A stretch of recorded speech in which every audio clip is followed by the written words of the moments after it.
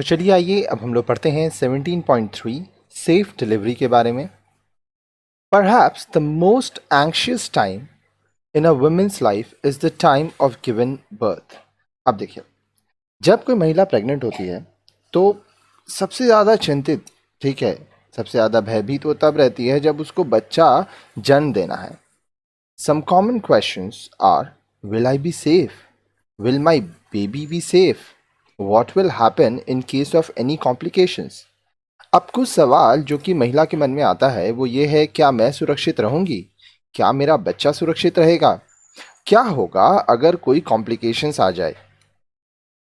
She can easily reduce her anxiety by finding out where she can have a safe delivery. It may be a hospital, a primary health center, PHC, और a registered nursing home. अब ये जो सवाल हैं इन सभी का जवाब वो पा सकती है, अपनी चिंता को कम कर सकती है और ये जान सकती है कि उसका सुरक्षित डिलीवरी कहाँ पर होगा। इसके लिए वह अस्पताल जा सकती है, प्राथमिक स्वास्थ्य केंद्र, प्राइमरी हेल्थ सेंटर जा सकती है या किसी रजिस्टर्ड नर्सिंग होम में जाके डॉक्टर को दिखा सकती है।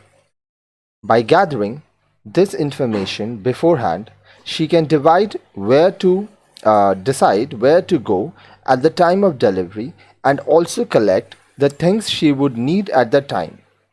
अब देखिए, ये सब जो जानकारी है अगर महिला पहले से ले लेती है, ठीक है, डिलीवरी होने से पहले से ले लेती है तो उसे ये पता रहेगा, ठीक है, कि उसको कहाँ जाना है, कब जाना है, क्या क्या लेके जाना है।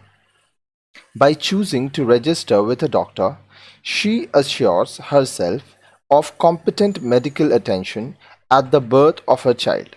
अब देखिए, जब वह यह चुन लेती है कि वह डॉक्टर के साथ रजिस्ट्रेशन करवाएगी, ठीक है, तो वह इस बात को सुनिश्चित कर लेती है कि बच्चा जब जन्म लेगा तो वो कहाँ जन्म लेगा, ठीक है, कौन उसका मेडिकल ट्रीटमेंट करेगा। It is always safer to have an institutionalized delivery, that is in a hospital or nursing home। अब देखिए, ये हमेशा सुरक्षित होगा अगर आप किसी इंस्टीट्यूशन में जाके डिलीवरी कराएं, जैसे अस्पताल में जाके या नर्सिंग होम में जाके डिलीवरी कराएं, क्योंकि वहाँ पे आप बहुत सुरक्षित रहेंगे। If a woman has not been able to get herself registered with a doctor and the healthcare center is far away, the next best option is to call a trained midwife or Dai to the house for the delivery। अगर महिला अपने आप को किसी doctor के साथ register नहीं करवा पा रही है, डॉक्टर के से देखभाल नहीं करवा पा रही है या किसी स्वास्थ्य केंद्र में नहीं जा पा रही है, तो वो क्या कर सकती है, वो मिडवाइफ या दाई के पास जा सकती है, ठीक है। गांव में क्या होता है, अस्पताल, नर्सिंग होम, इसकी सुविधा उतनी नहीं होती है, तो जो दाई होती हैं वो बच्चे को जन्म देती हैं, वो एक्सपीरियंस्ड होती हैं, उन्हें काफ़ी अनुभव होता है।